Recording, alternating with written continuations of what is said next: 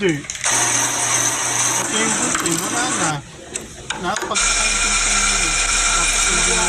ko yun. Kailangan nakasama yung dito. Lalagyanan. Kasi wala. Alam ko, hirang mo yun. Ginupitan ko nun. Ikaw ulit ang ginupitan? Hindi ako huling ginupitan. Basta nasa loob ako ng bahay, kinuha natin dito sa talaga. Kaya nga, ikaw ang uling ginupitan at pagupit ka. Di ba ginugupitan ko yung dalawa lang yun?